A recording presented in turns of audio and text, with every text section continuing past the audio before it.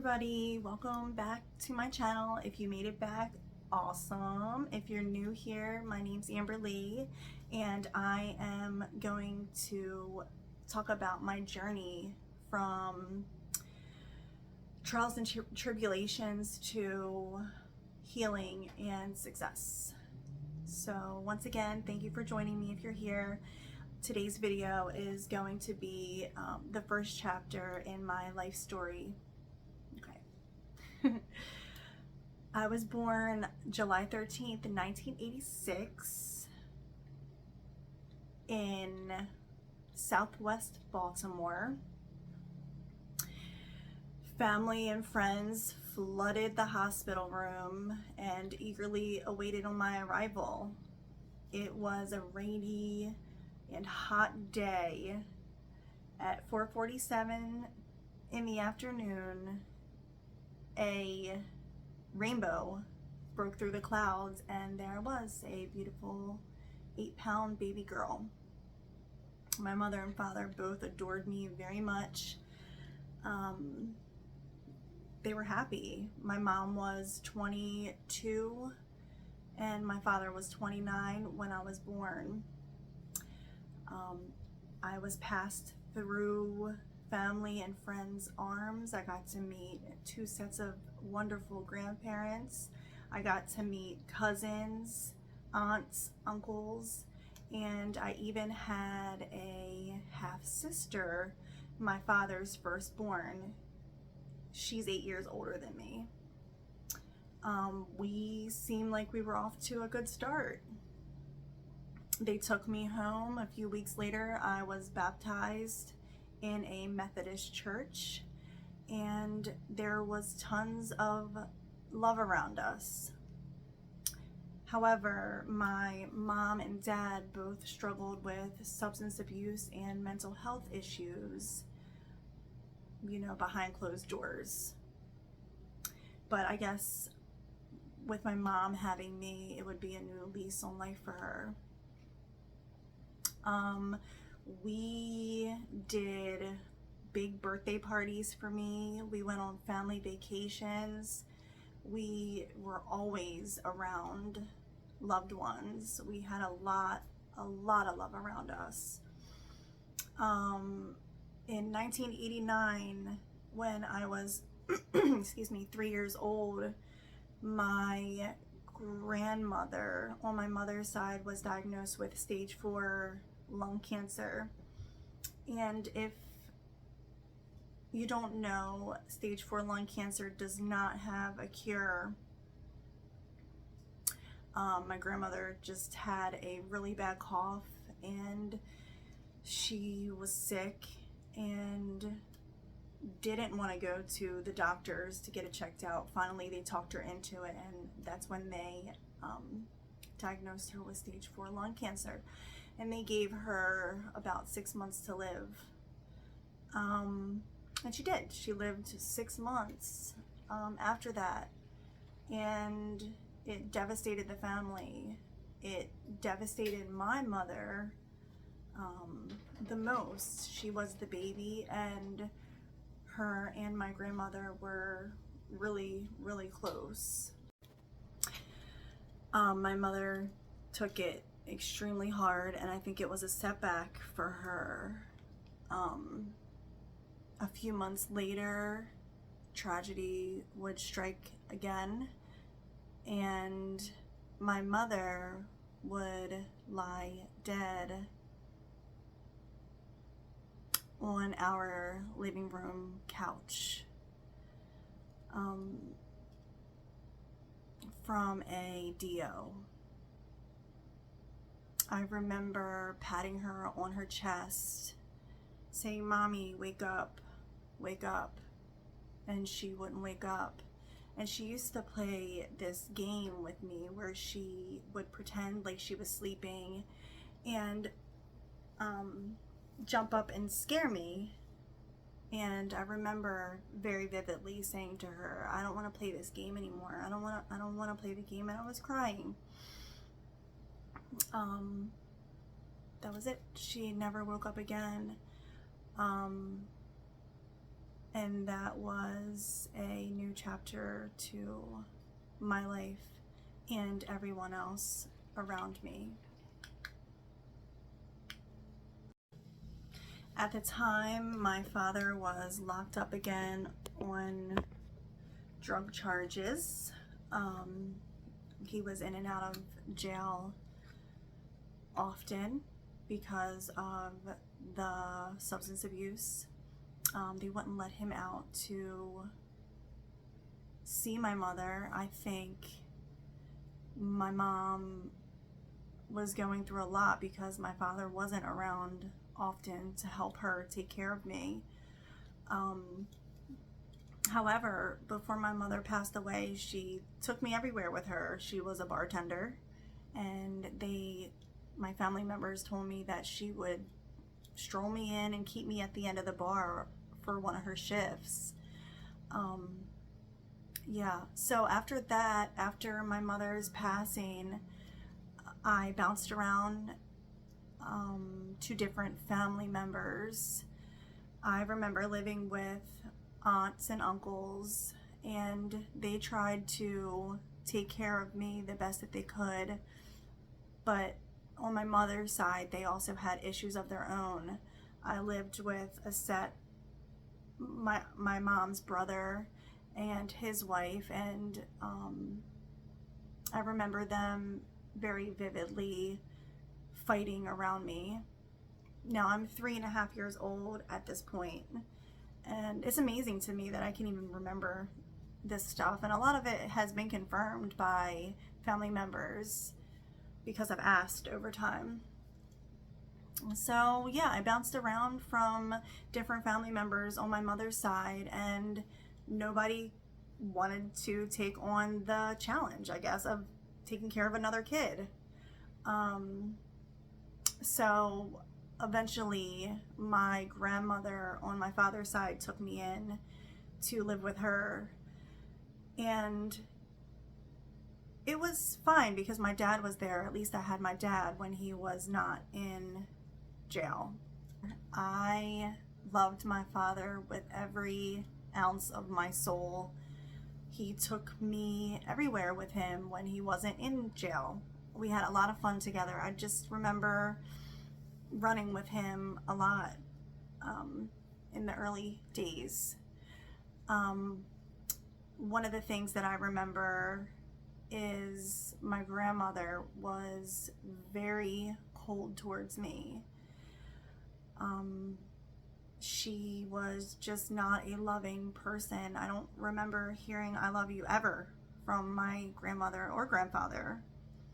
And at this time, early on, I really wanted my mother too. I remember crying for my mom often.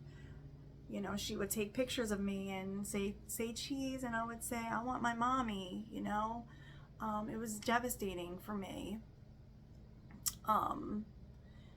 And these small traumas would shape me into who I am today as an adult, as a woman. Yeah, my grandmother, I remember her having a VHS recorder in her hand on her shoulder. I mean, who didn't in the 90s? She was always running around with that thing, catching all the moments that she could of everything that we did together, you know. And a lot of those videos that I've seen later on in my life, it's sad because I'm not happy. I'm crying for my mom in those videos. It's really sad. But I had my dad, so he made things a little better for me. My grandparents provided structure for me, old school values. We sat down at the dinner table every night. My sister also lived with us too at this time. My sister, again, is 8 years older than me, so we didn't really have much in common. You know, she doted over me as the baby sister, but as she got older, we didn't really click that well because I'm a lot younger than her. I recognized very early on that my grandmother was very cold towards me and treated me much differently than not only the other grandkids, her kids, just she treated me very differently. And it was obvious very early on that she didn't want me. And the only reason that she took custody of me is so I wouldn't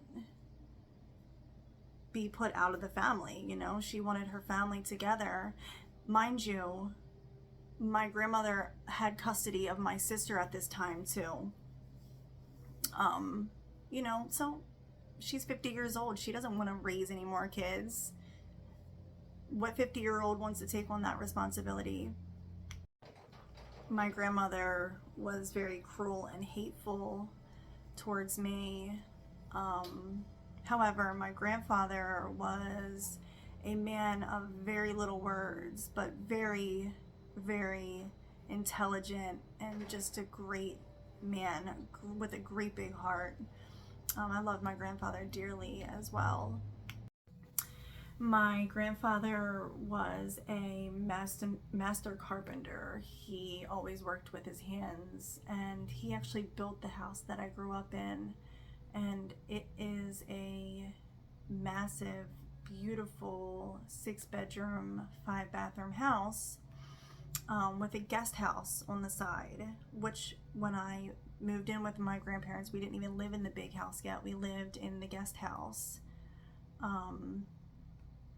Before the big house was born, before the big house was built, excuse me, we had a shore shack down there. We lived in West Baltimore in the city, and we would go visit the shore on the weekends, and that's what happened. That's where we were.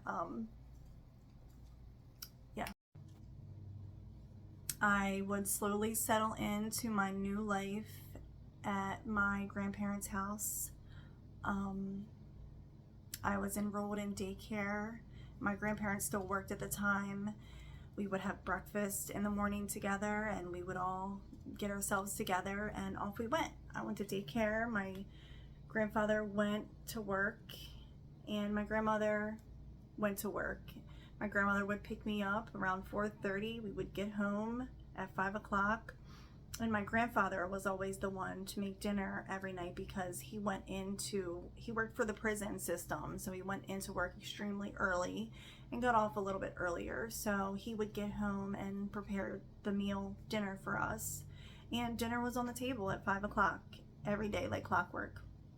We would sit down, watch the TV at the dinner table, all the shows that came on back in the 90s, and not talk much at all.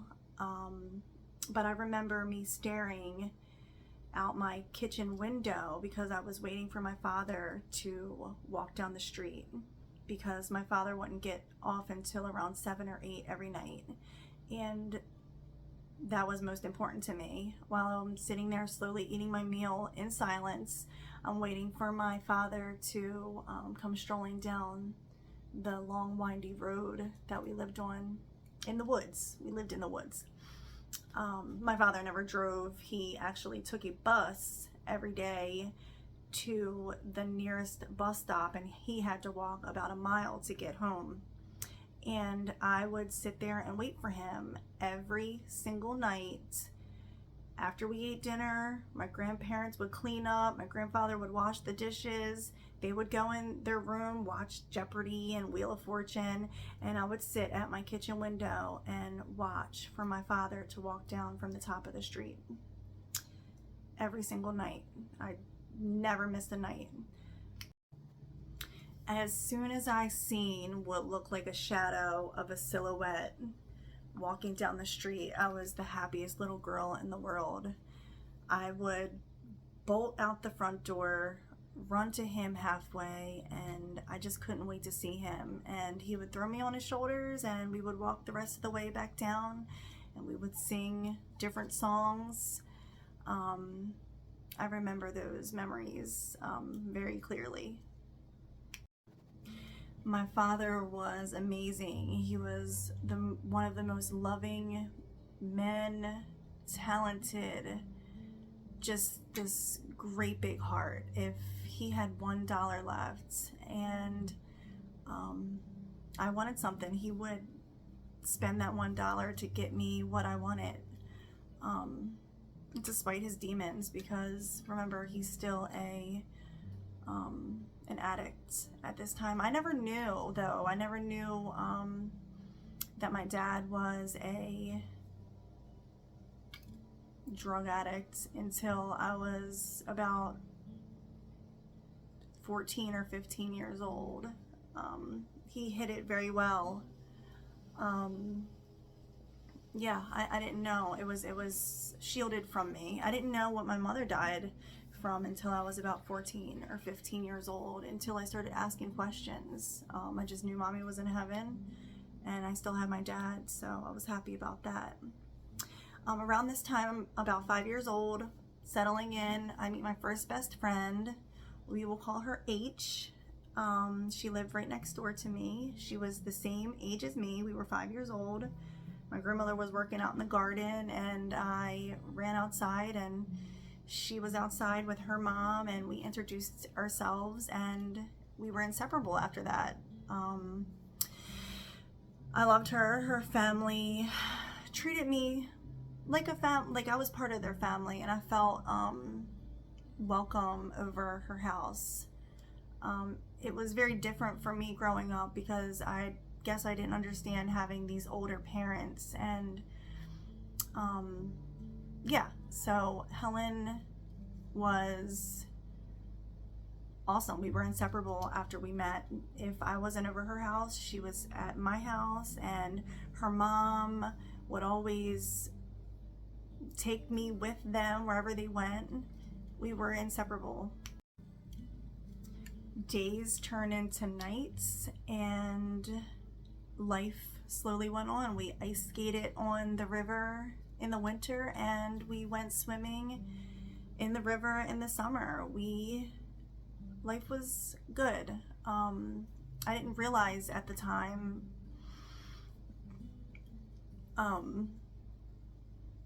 much. My dad had me a lot when he was not in jail, and I had Helen, and even though my grandmother was still very cruel to me, I was just a happy girl. I just don't really remember being anything but just this happy child, considering my circumstances.